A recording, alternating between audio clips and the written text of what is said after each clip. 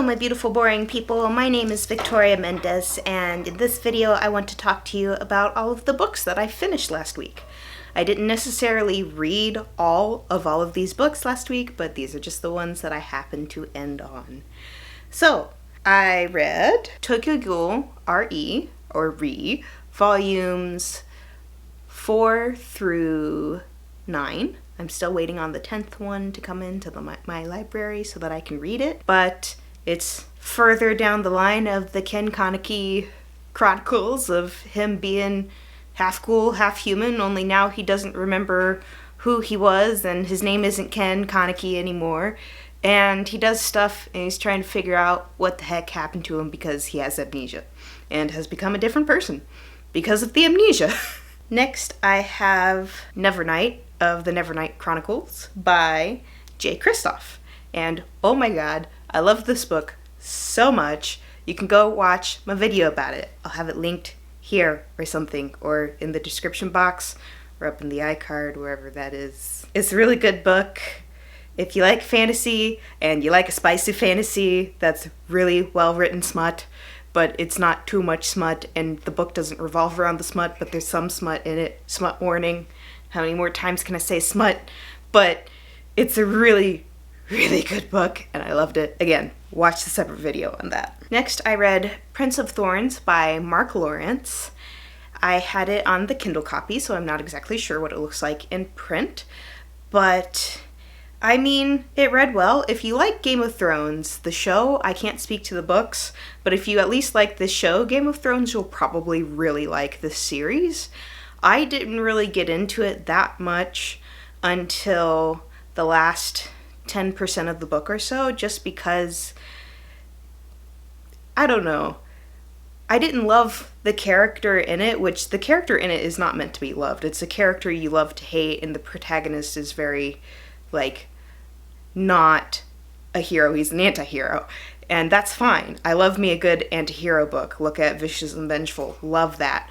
But there was just something about this where I'm still rooting for him, it's fine, but there isn't a whole lot of backstory on the other characters. There's enough to figure out how they got there, but not necessarily all of why they're there and how the world works and all that jazz. There's bits and pieces, there's enough to drive the story forward, but it isn't enough for me to get super engrossed in it.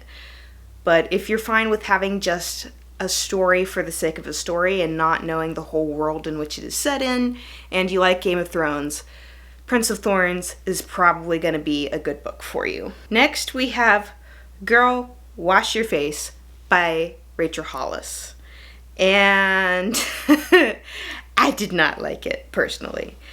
I'm just going to leave a link to my Goodreads review of it there. I did a chapter-by-chapter synopsis of it as well. If that's something you would be interested in, you can kind of see it. It was marketed as a best-selling self-help book, but I probably should have looked into it first. It's by a Christian publisher, which, that's fine. There are Christian themes in it, also fine. Not exactly what I was into or what I was looking for. Having been someone who was raised and now not practicing in Protestantism, there's some discrepancies with the writing if you're looking into it for it just being a Christian book. It just didn't make a whole lot of sense to me. I'm sure it's fine. Out of the Christians who can exist in this world, she sounds like a really nice person and someone who I'd probably enjoy to get to know, but it's not necessarily just a self-help book. She's telling it from her point of view, which is fine.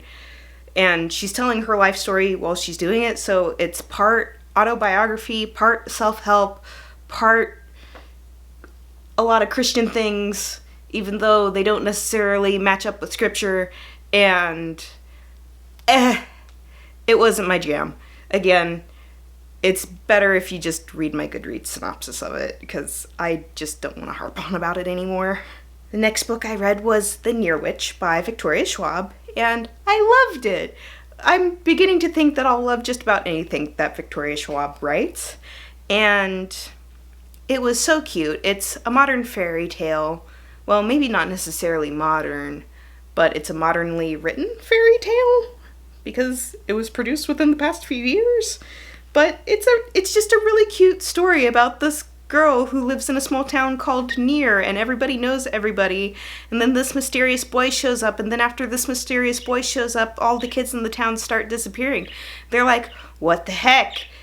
What's going on here? Where are all my children going? So our main character and the mysterious boy who shows up goes on this adventure to find out what the heck's happening to all this town's children, and how do we save them? And it's a new take on witchery and what being a witch means. It's just really cute. It's a short read. I loved it. I gave it 4 stars because it's nothing new. There aren't twists and turns that I can't figure out, but it's still a really cute story and very entertaining. And then the next books that I read were The Archived and The Unbound and the short story after The Unbound, which are all wrapped up in the book called The Dark Vault. And that is also a Victoria Schwab series. And it's kind of like a new take on what death looks like in a way, because there's this archive of husks of people that are asleep in these stacks, kind of arranged like a library. And what would that be like? And sometimes the people in the stacks wake up, and then the characters have to go chase them down and be like, no, you can't go out into the real world.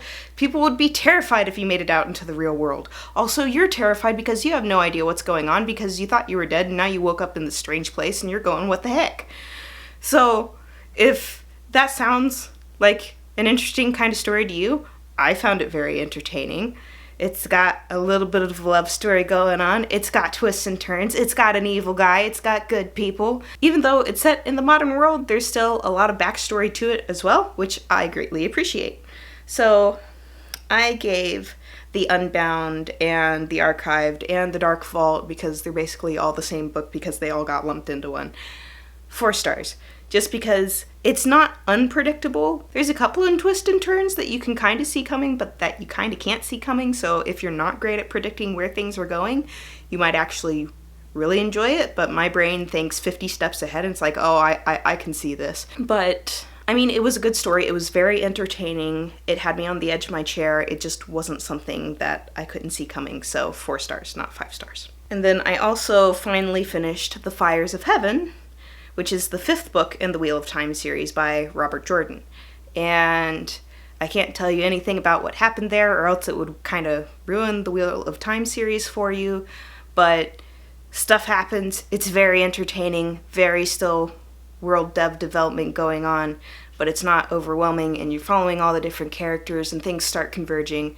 And if you get past the first Wheel of Time book and read the second Wheel of Time book and you like it, then I can say that the 5th book is also just as good as past the first one. Again, I don't like the first book in the Wheel of Time series until the very end, and then 2 and on up have all been 5 stars for me.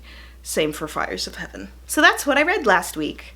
Now I am currently reading the 2nd book in the Nevernight series, God's Grave, and I am thoroughly enjoying it. And then the next book I have planned after that is something about the wind. What's it called again? The Name of the Wind, which is the first of the Kingkiller Chronicles by Patrick Rothfuss. I'm having to read what they are off of my phone because my memory is that of a goldfish. Anyways, that's what I'll be reading next week. Tune in later to see how I liked him. Okay, bye!